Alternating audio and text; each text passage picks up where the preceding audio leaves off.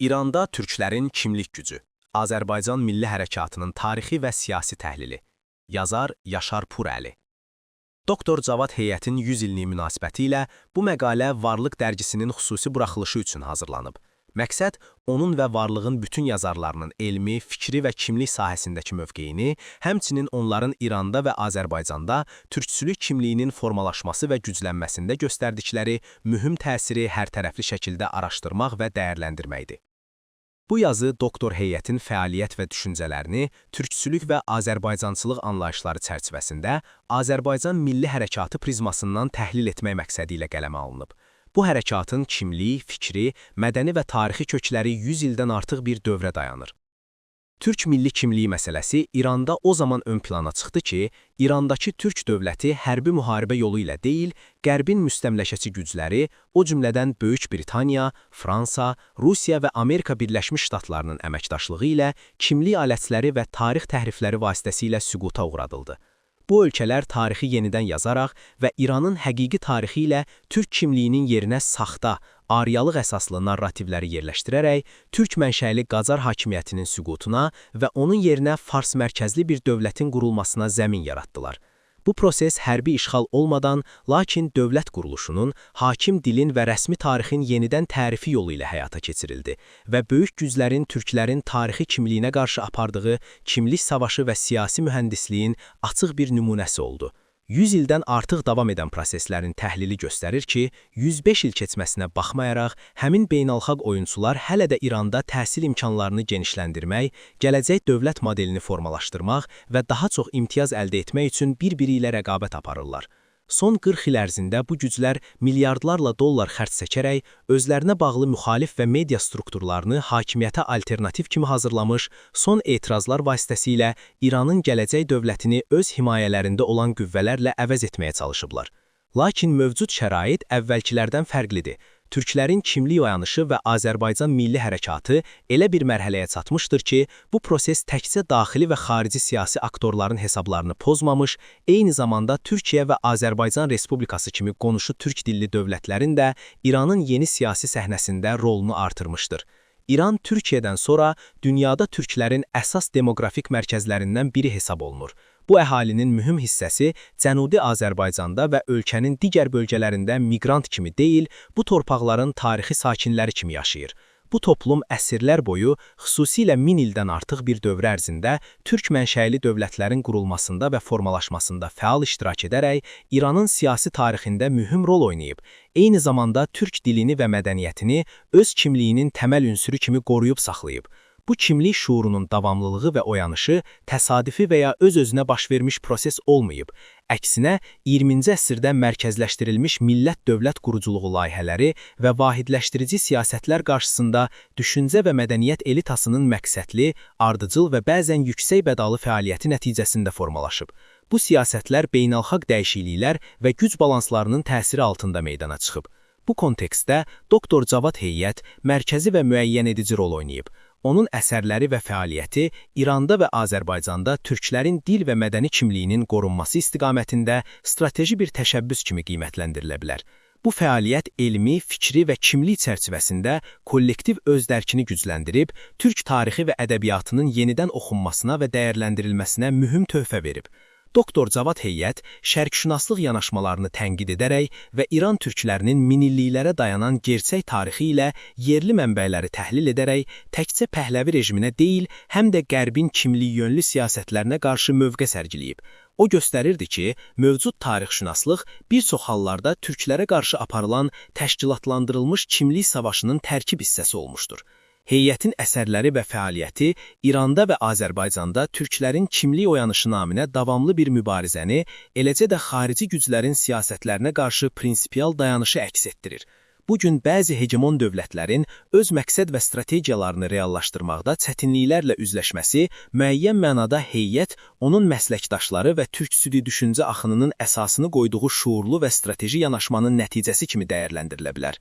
Bu yanaşma onların fikri və geopolitik hesablamalarını ciddi şəkildə sarsıdıq.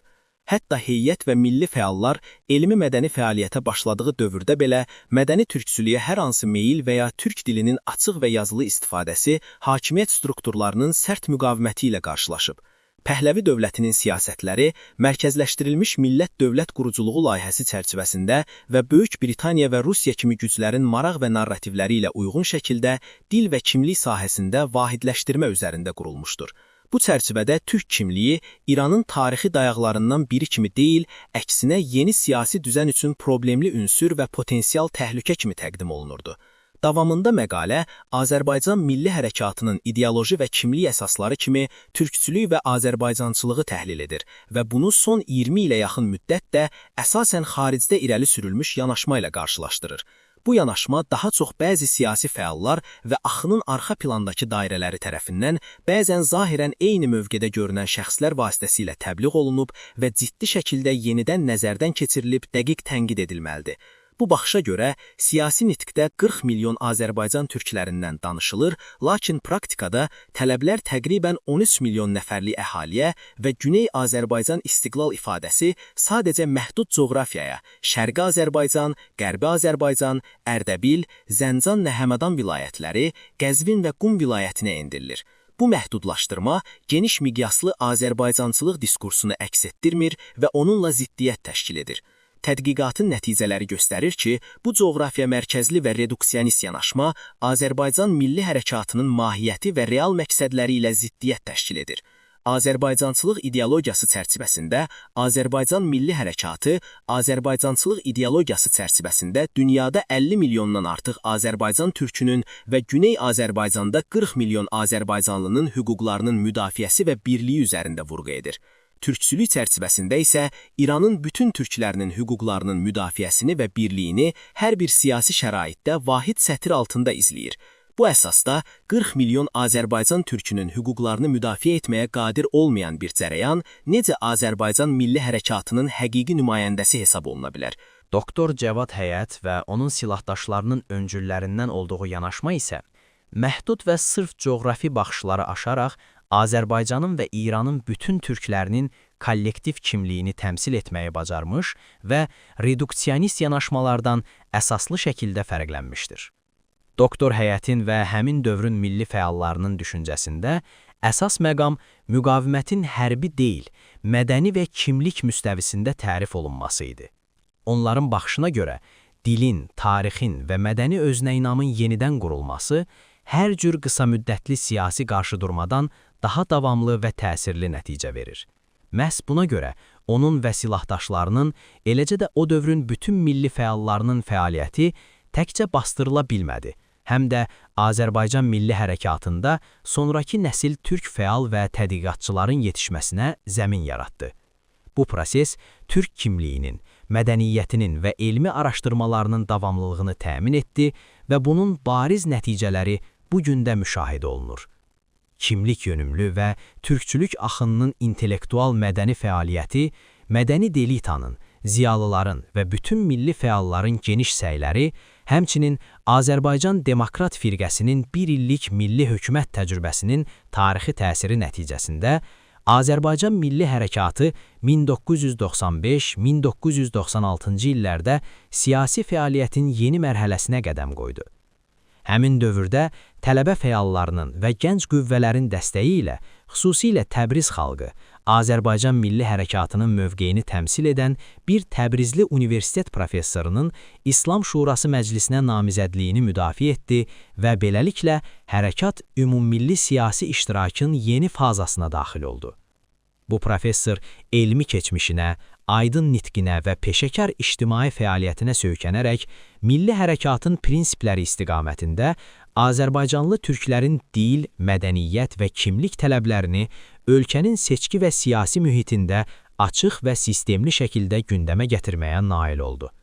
Hərçənd bu cəhdlər onun məclisə düşməsi ilə nəticələnmədi və o fəaliyyəti boyunca təhlükəsizlik təzyiqləri, həbs və işgəncə ilə üzləşdi. Lakin onun şuurlu dirənişi və möhkəm mövqeyi, xüsusilə həmin dövrün gənc və tələbə nəslinin milli özünü dərki və siyasi özünə inamının güclənməsində həlledici rol oynadı.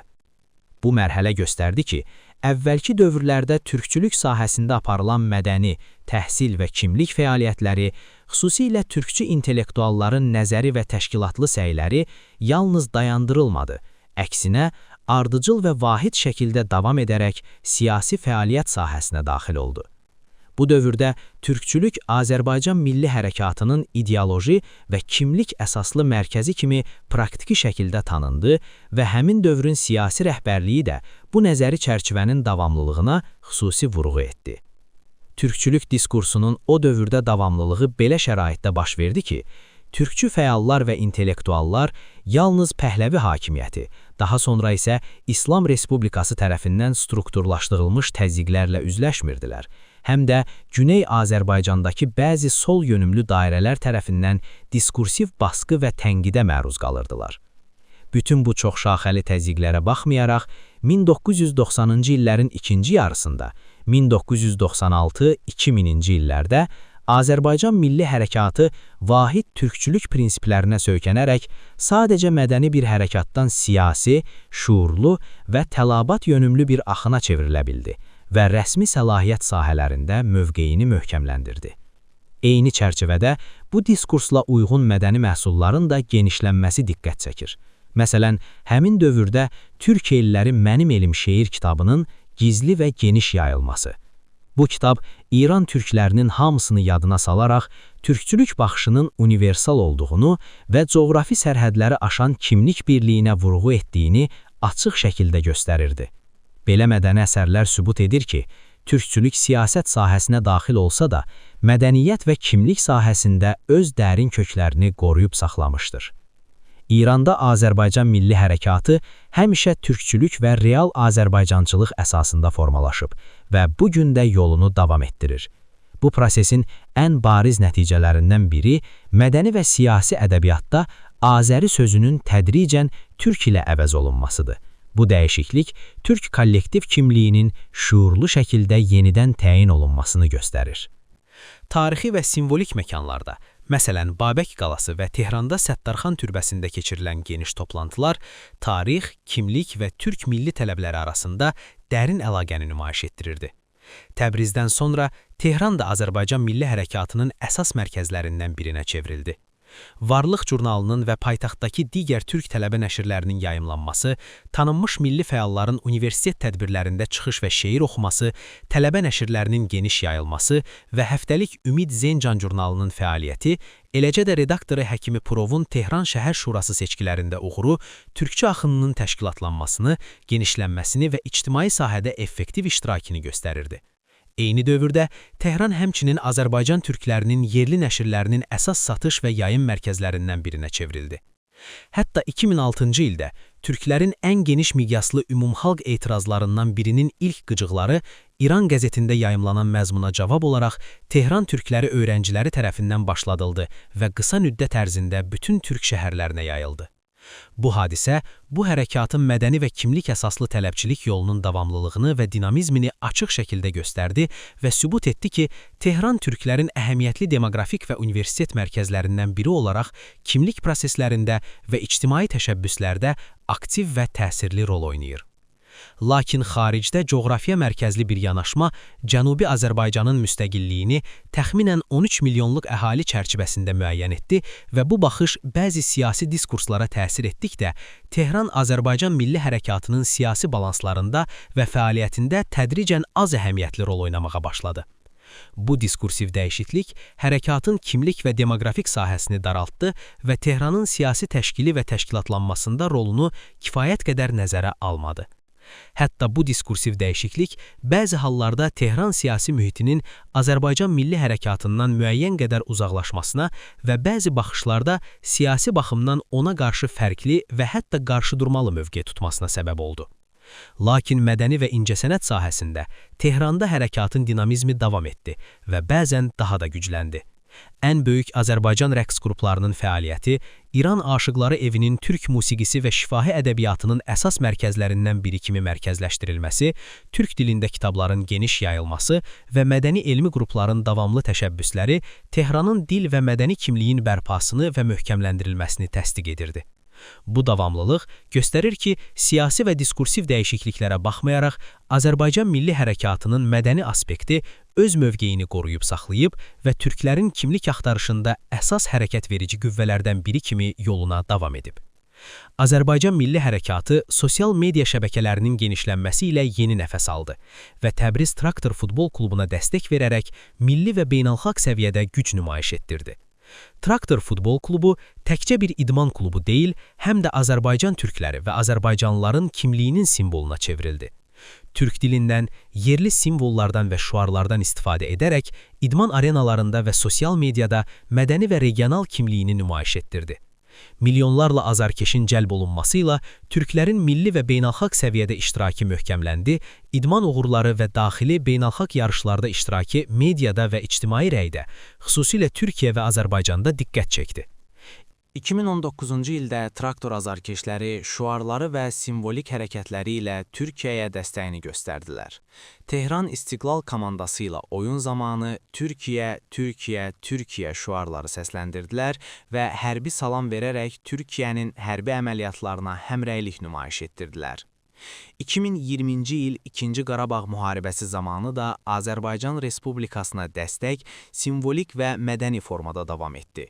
Milli şüarların səsləndirilməsi, Azərbaycan bayrağı və simvollarının nümayişi, sosial mediada dəstək mesajlarının yayılması və idman mədəni tədbirlərdə aktiv iştirak buna nümunə idi. Azarkeşlərin bu fəaliyyətləri o qədər diqqət çəkdi ki, yalnız mediada deyil, həm də Türkiyə Milli Məclisində və Azərbaycan Respublikası parlamentində müzakirə olundu və əslində Azərbaycan Milli Hərəkatının və İran türklərinin beynəlxalq səviyyədə gücünü nümayiş etdirdi. Bu, həmçinin hərəkatın mədəni və siyasi sahələrdə güc və həmrəyliyini möhkəmləndirdi. Azərbaycan Milli Hərəkatı və İran türkləri indi o qədər vahid və təşkilatlanmışdır ki, hətta rəsmi dövlət strukturlarında da təsirli iştirakını göstərə bilmişdir. Bu bacarığın bariz nümunəsi türk mənşəli namizəd kimi Doktor Məsud Pezeşkiyan seçimi oldu.